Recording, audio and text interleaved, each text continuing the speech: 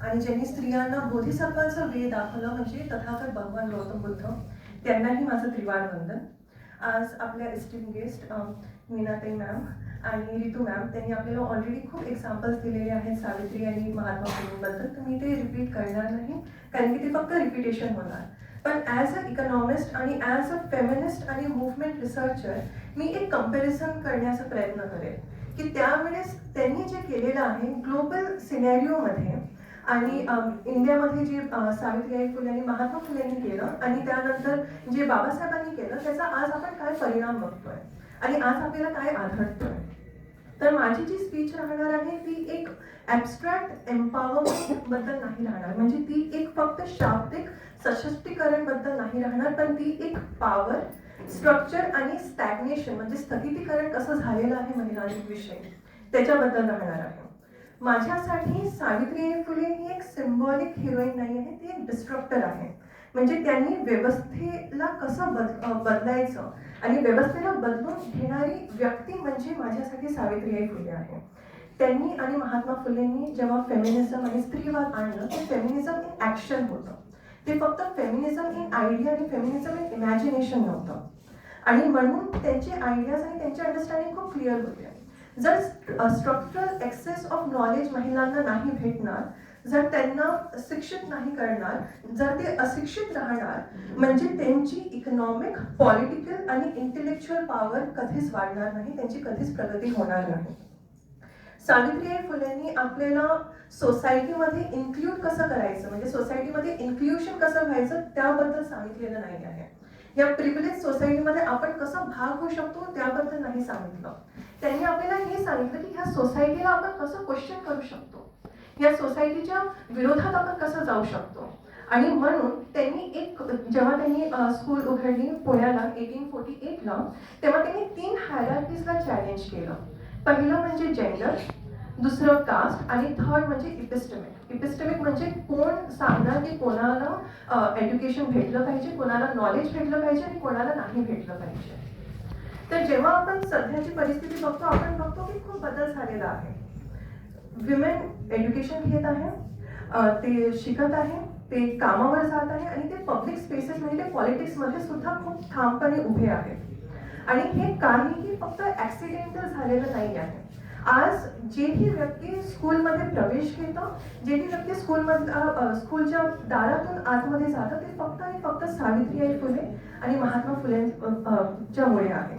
पण एक uncomfortable truth पण आपण बघू की जे आपल्याला ॲक्सेस भेटलेला आहे म्हणजे ॲक्सेस टू एज्युकेशन असो, ॲक्सेस टू नॉलेज असो, ॲक्सेस टू वर्क असो, ॲक्सेस टू पॉवर असो, हे काय आपल्याला पॉवरमध्ये ट्रान्सलेट झालेलं आहे की नाही. आज आपण बघतो की विमेन कामावर जातात, आपण विमेन एम्पॉवरमेंट खूप सेलिब्रेट करतो, विमेन वर्कफोर्स आपण खूप सेलिब्रेट करतो. पण according to labour force participation rate 2023 आणि 24चा जर आकडा बघितला तर 41.7 to 42% ऑफ विमेन वर्कफोर्स इंडियामध्ये आहे. आणि हे फक्त फॉर्मल सेक्टर आहे. जर आपण इनफॉर्मल सेक्टर बघितलं म्हणजे जे घरी काम करणारे बाया येतात, नाहीतर जे ॲग्रिकल्चरमध्ये जे काम करतात त्यांचं टप्पा अजूनही जास्त आहे. पण ज्या वेळेस आपण हे सगळं विमेन एम्पॉवरमेंट सेलिब्रेट करतो, ज्या वेळेस आपण बघतो की विमेन एम्पॉवरमेंट अजून आणि विमेन वर्कफोर्स अजून घ्यायला पाहिजे, तिथे आपण हेही बघतो की एक रिसेंट डेटाच्या हिशोबाने विमेन नियरली 5 तास जास्त काम करतात पुरुषांच्या कंपॅरेटिव्हली रोज. एक सायंटिफिक स्टडी ही म्हणते की विमेनला 2 तास जास्त झोपायला पाहिजे त्यांच्या बॉडीच्या हिशोबाने, पण विमेन रोज 5 तास जास्त काम करतात. तर इथे आपण कधी कसं बॅलन्स पाहणार आहोत, इथे आपल्याला बॅलन्स दिसत नाही आहे. आणि जेव्हा आपण हे जे पेड वर्क आणि अनपेड वर्कला जेव्हा आपण क्युमुलेट करतो तेव्हा आपल्याला दिसतं की women, Indian women, they work more than Indian main, but they also work more than all the women globally. आणि हे सगळं काम करण्यानंतरही आपल्याला जेंडर पे गॅप तर दिसतंच. म्हणजे ग्लोबली 20% लेस बाया कमवतात जेव्हा की ते सेम टाईपचा जॉब करतात. इंडियामध्ये बाया 27% कमी पे घेतात. तर आपण एक्झॅक्टली काय अचीव केलेलं आहे म्हणजे ज्या वेळेस आपण एज्युकेशन बायांना भेटलेलं आहे तिथे खूप साऱ्या घरी माणसांपेक्षाही जास्त बाया एज्युकेटेड आहे, पण त्यांना ओव्हरबर्डन सुद्धा झालेलं आहे कामाचं. म्हणजे हे एक लिबरेशन नाही आहे, ही एक मुक्ती नाही आहे, दिस इज डबल एक्सप्लॉयटेशन, हे एक शोषण आहे. म्हणून प्रश्न असा निर्माण होतो की आपल्याला हे शोषण वाटत आहे का? म्हणजे खऱ्या अर्थाने महात्मा फुले आणि सावित्रीबाई फुलेंनी जेव्हा 19th सेंचुरीमध्ये उभी केलेली स्त्री पुरुष समानता आणि सामाजिक न्यायाची चळवळ ही केवळ भारतातली पहिली नव्हे तर पूर्ण जगातली पहिली होती. पण अनफॉर्च्युनेटली ती चळवळ सध्या आपल्याला बरोबर दिसत नाही आहे. आणि आपण अजून एक ऑनेस्ट बघितलं तर विमेन खूप साऱ्या घरी ब्रेड विनर्स असतात, म्हणजे ते खूप साऱ्या घरी जास्त कमवतात, पण घरी ते डिसिजन घेऊ शकत नाही. ते बोर्डरूम मध्ये डिसिजन घेतील, ते युनिव्हर्सिटीज मध्ये डिसिजन घेतील, ते हॉस्पिटल्स मध्ये डिसिजन घेतील, ते ऑफिसेस मध्ये डिसिजन घेतील, पण जेव्हा घरी डिसिजनची वेळ येते तेव्हा ते मात्र किचन मध्ये राहतात. आणि इथे मला एक खूप चांगला एक्झाम्पल द्यायचं आहे सावित्रीबाई फुले आणि महात्मा फुलेंबद्दल, की ज्या वेळेस सावित्रीबाई फुले त्यावेळेस एक ब्राह्मण व्यक्ती आणि एक दलित व्यक्तींचे इंटरकास्ट मॅरेजचं काहीतरी सुरू होतं त्या काळात. तेव्हा खूप समाजाची लोक त्यांची खूप भिंत काढत होते. त्यावेळेस सावित्रीबाई फुले तिथे जातात आणि त्यांना थांबवतात, त्यांना संरक्षण देतात आणि हे सगळं ते फुलेंना पत्रांनी लिहून सांगतात आणि फुले त्यांना ॲप्रिशिएट करतात, महात्मा फुले त्यांना ॲप्रिशिएट करतात.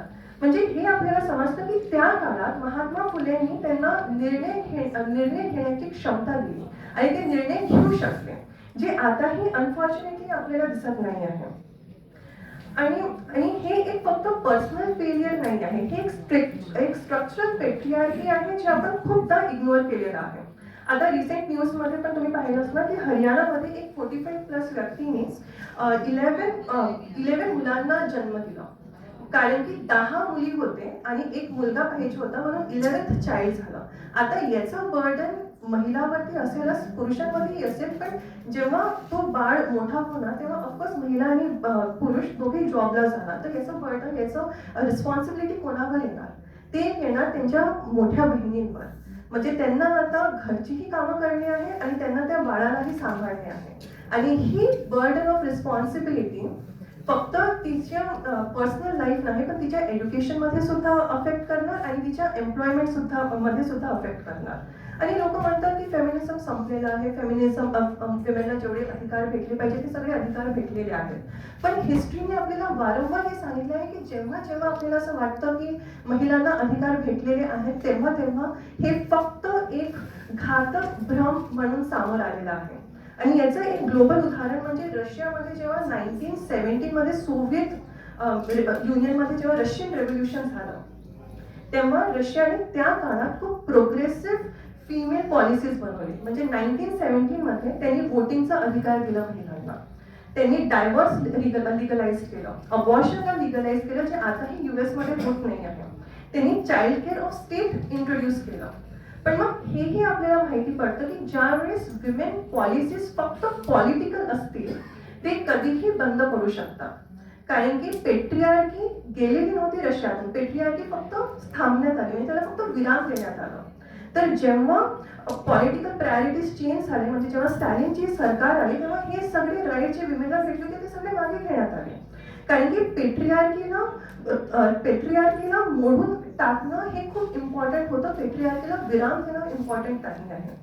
तर हे आपल्याला खूप एक क्रुशियल लेसन समजवतं की जेव्हा स्त्रीवाद राजकीय भान नसून पॉलिसीज मध्ये बनल्या जातं तेव्हा सगळ्यात जास्त वल्नरेबल सेक्शन ऑफ सोसायटी, त्या रशियामध्ये वल्नरेबल सेक्शन जे महिला होते त्यांचे अधिकार सगळ्यात जास्त पोसून काढले जातात. आणि हे इंडियामध्ये सुद्धा खरं आहे.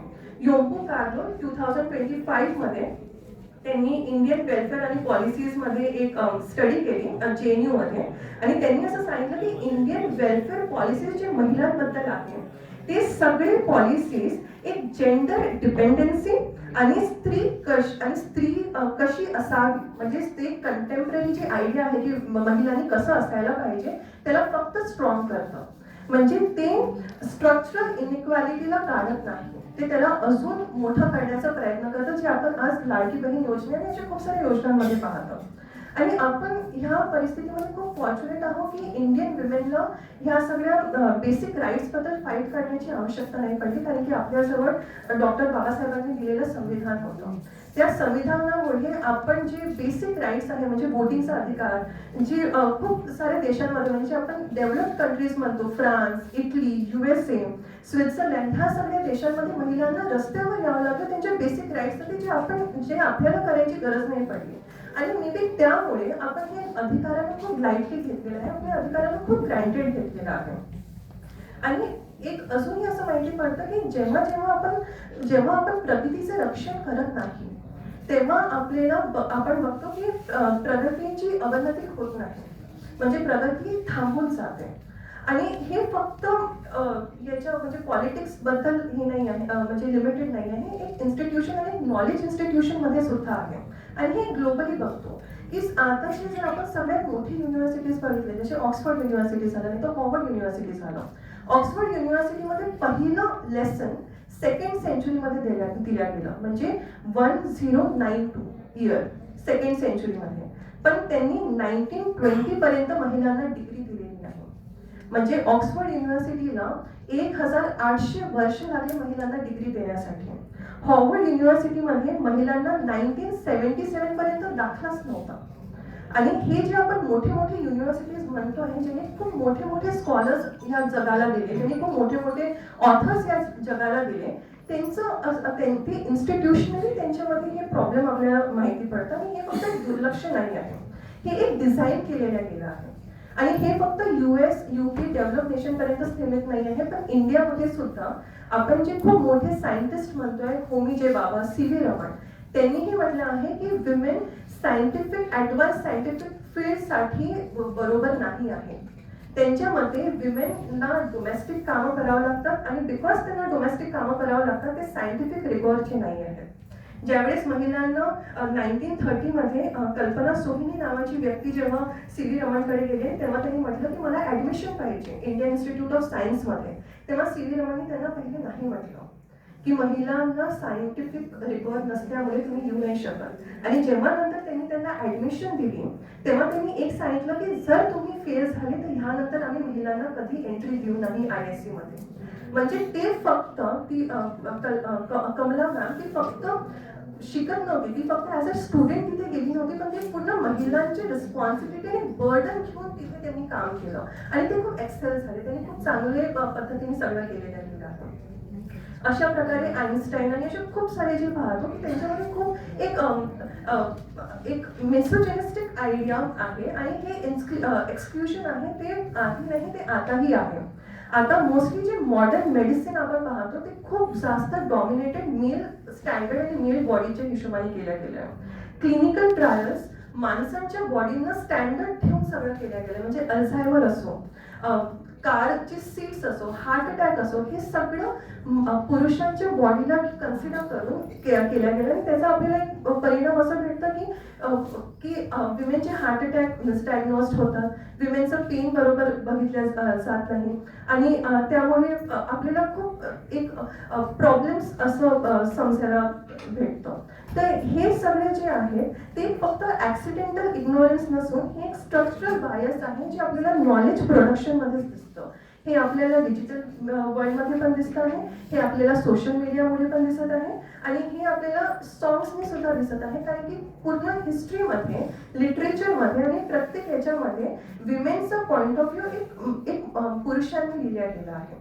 आणि जेव्हा पुरुष महिलांचा पॉइंट ऑफ व्ह्यू लिहितात, महिलांचा पर्स्पेक्टिव्ह लिहितात, तेव्हा ते सॅक्रिफाईसला ग्लोरिफाय करतात, त्यांच्या पेनला रोमॅन्टिसाइज करतात, आणि त्यांच्या स्ट्रगलला ग्लोरिफाय करून समोर आणतात. आणि खूपदा लोक म्हणतात की आता फेमिनिस्ट मुवमेंट, फेमिनिझमला सगळं राईट्स भेटलेलं आहे, तर फेमिनिझम मुवमेंट थांबल्या गेली पाहिजे. पण आपण काय बघतो की आपल्याजवळ वेलफेअर आहे, पण आपल्याजवळ ऑटोनॉमी नाही आहे. आपल्याजवळ रिप्रेझेंटेशन आहे, पण आपल्याजवळ पॉवर नाही आहे. आपण खूप सेलिब्रेट करतो women welfare, women politics, women workforce, पण एक रिडिस्ट्रीब्युशन ऑफ रिसोर्सेस आपल्याजवळ झालं नाहीये. आपल्याला पाहिजे की महिला, स्त्री खूप चांगली शिकली पाहिजे, खूप स्ट्रॉंग व्हायला पाहिजे, पण आपण त्या पुरुषाला नाही तर मुलाला तिथपर्यंत आपण आणलेलं नाही आहे की ते अडॅप्ट करू शकणार त्या स्ट्रॉंग मुलीला. आणि हे आपल्याला इंडियामध्ये दिसतं आणि पुन्हा ग्लोबली दिसतं. तर Savitribai Phule did not fight for women to be a beneficiary. She fought for women to become author of their own lives. आणि शेवटी मला एवढंच म्हणायचं आहे की सावित्रीने फक्त ह्या पेट्रियार्कीमध्ये आपण महिला कशी व्यवस्थापित होऊ शकतो त्यासाठी लढाव नाही केलेला आहे. त्यांनी संघर्ष ह्यासाठी केलाय की आम्ही स्त्रिया या व्यवस्थेला नकार कसं देऊ शकतो. आणि if we stop this feminism movement आता, तर आपण इथेच थांबणार नाही, आपण उलट मागे जाऊ, कारण की हिस्ट्रीने आपल्याला ते वारंवार सांगितलेलं आहे. शेवटी मला हेच म्हणायचं आहे की ह्या सगळ्या याच्यामध्ये, ह्या सगळ्या प्रॉब्लेम्समध्ये दलित बुद्धिस्ट विमेन नाही तर दलित विमेन सगळ्यात वल्नरेबल आहेत. कारण ब्राह्मण पुरुषाला कास्टिझम समजत नाही, पेट्रियार्की समजत नाही. ब्राह्मण स्त्रीला कास्टिझम समजत नाही पण पेट्रियार्की समजते. दलित पुरुषाला कास्टिझम समजेल पण पेट्रियार्की समजणार नाही. पण दलित स्त्रीला कास्टिझम ही समजेल आणि पेट्रियार्की ही समजेल. आणि ते फक्त समजून म्हणजे ते फक्त जाणीव नसून ते रोज त्याचा सामना करतात. आणि तर खरं म्हणजे जर आपण सावित्रीबाई फुल्यांना ऑनर करायचं असेल तर आपण फक्त त्यांना थँक्यू म्हणून चालणार नाही. त्यांचं जे स्ट्रगल आहे ते आपण आपल्या इन्स्टिट्यूशनमध्ये, आपल्या घरी, आपल्या पॉलिसीजमध्ये, आपल्या सायन्समध्ये, आपल्या कल्चरमध्ये आणि आपल्या इमॅजिनेशनमध्ये आणणं खूप इम्पॉर्टंट आहे. आज प्रत्येक घरी आपल्याला सावित्री पाहिजे, प्रत्येक घरी आपल्याला सावित्री आई पाहिजे, पण त्यासाठी प्रत्येक घरी ज्योतिराव सुद्धा असले पाहिजे. धन्यवाद.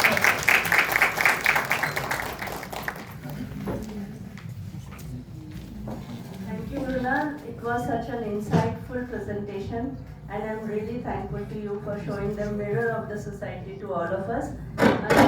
हे तिन्ही वक्त्या ज्या आज आपल्याला लाभल्या आहेत, आपल्याला नक्कीच विचार करायला भाग पाडणार आहेत की आपण